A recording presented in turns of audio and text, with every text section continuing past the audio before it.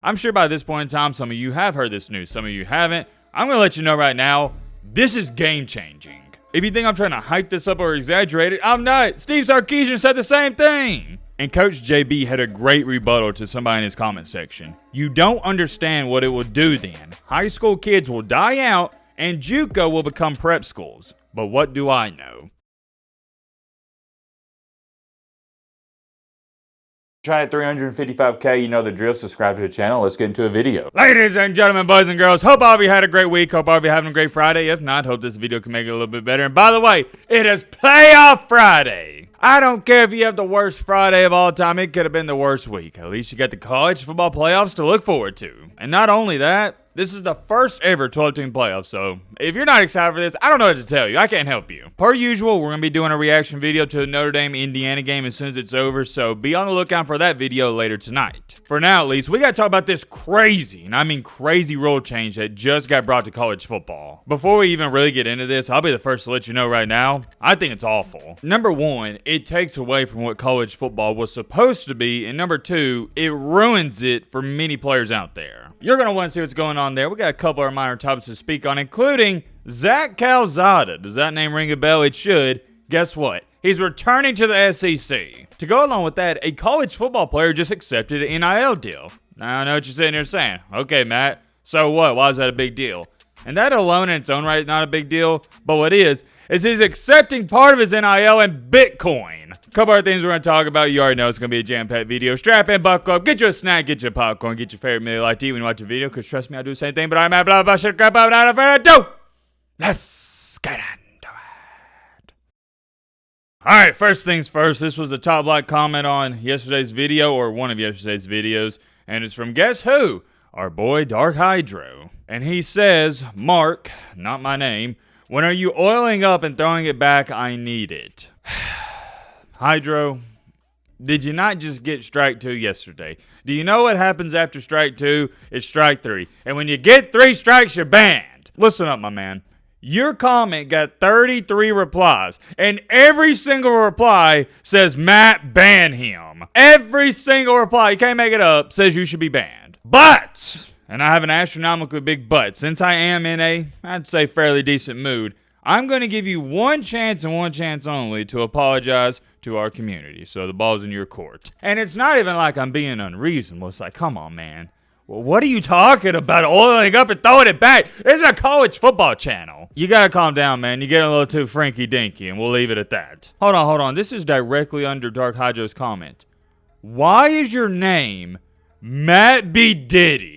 And why is it Matt B. Diddy 02? Who's Matt B. Diddy 01? We'll read off a couple more comments. This one's got a lot of likes. Let's check it out. Marcus B. Filthy and needs to babe. I appreciate how in-depth and knowledgeable your videos are. Thank you for those kind words. This one is next level and generational. You are my favorite SEC bots.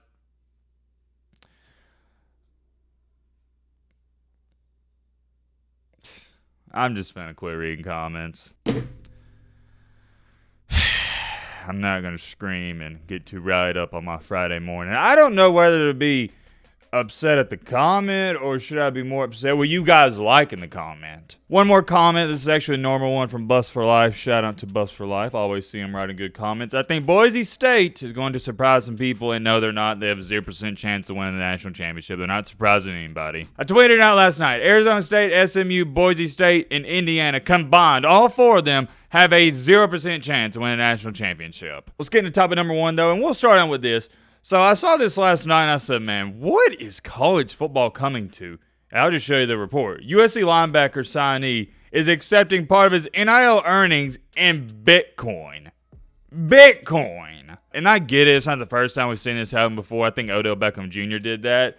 But could you imagine showing somebody this graphic and this tweet 10 years ago? I really don't have too much to say about this besides I wanted to show it to y'all because I thought it was interesting. I haven't seen that before in college football. Moving along here to our second topic. Take a look at this. Y'all remember Zach Calzada, the former A&M and Auburn quarterback? Well, he's now going to Kentucky. As to how in the world this guy still has eligibility, don't ask me. And it's not some magnificent pickup for Kentucky, don't get it twisted, but it is going to add some depth to their quarterback room, and more likely he will be the starter. Did want to update you guys on his recruitment. Moving along here to our third topic, I've been following this closely. Tennessee has now hacked. I don't even know what this is. Is this Google Maps? I have no idea.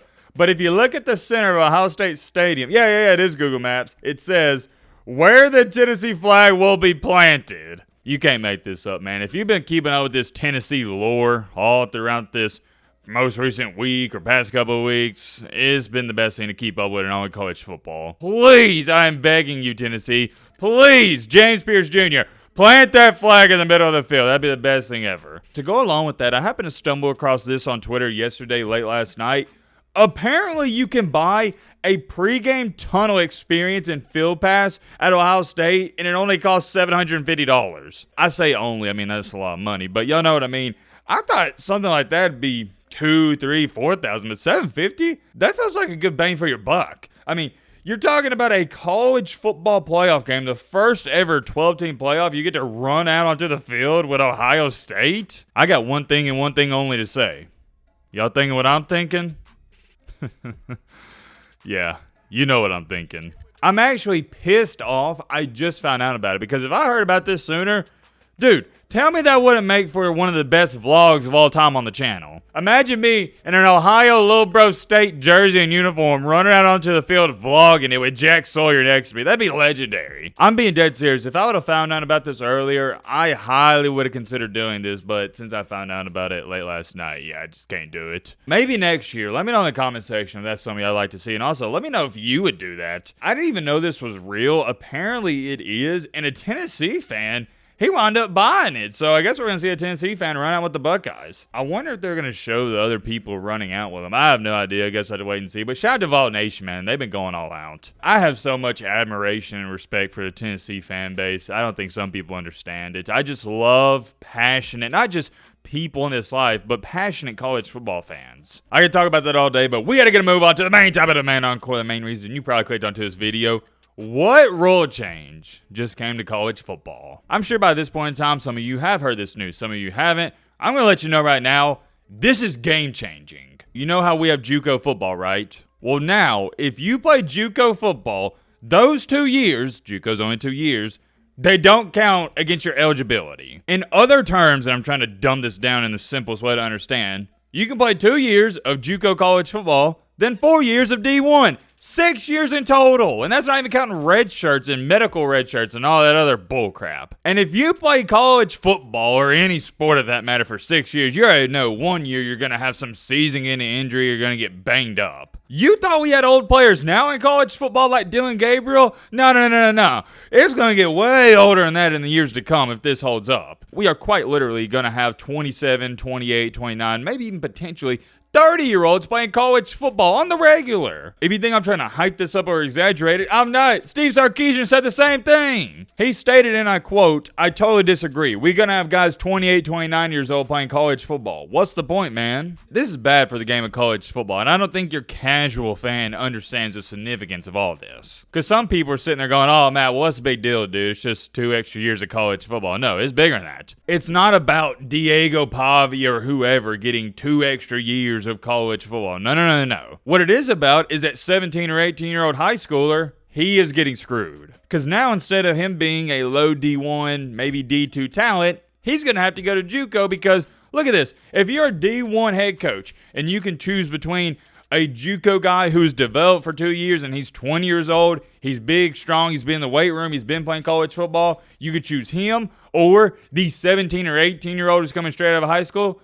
Who you picking? The 20-year-old who's played JUCO ball for 2 years. It's simple. So now instead of that 17 or 18-year-old going straight to D1 or D2, he's going to have to go JUCO because the D1 teams, they're not recruiting him as hard. They're going after the JUCO guys. That's the problem in all of us. Take a look at this tweet. It explains it really well. Don't get me wrong. I love the rule for JUCO athletes. Treat it like a prep school. But it's not just about P4. There's a domino effect. The high school athlete who would have normally been, like I just told you guys, a quality small FCS/D2 scholarship guy will have to go JUCO. And Coach JB had a great rebuttal to somebody in his comment section. You don't understand what it will do then. High school kids will die out and JUCO will become prep schools. But what do I know? If you don't know who Coach JB is, he does know a lot because he coached JUCO ball. That's what's going to happen, and it's a great example.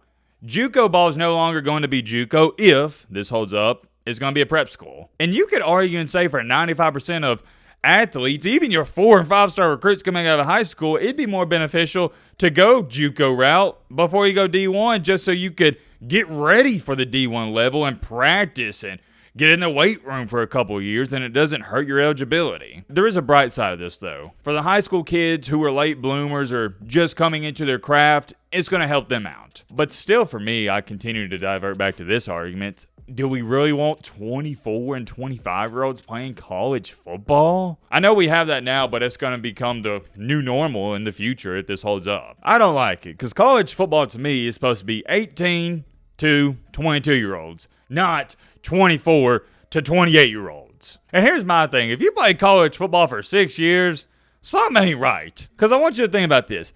If you're playing college football for 6 years, you're not that good. Because if you were good, you wouldn't have been playing for 6 years in the first place. You'd have been gone. You'd have been left to the NFL. So that then means you're not getting a lot of NIL money because you're not that good in the first place. And you know as good as I do that if somebody playing college football for 6 or 7 or 8 years, they're not just sticking on one team. They're going to transfer like 3 to 4, maybe even 5 times. That's my 2 cents on it. I'm very curious. Now, that's my 2 cents on it. I'm very curious to know your thoughts down below. But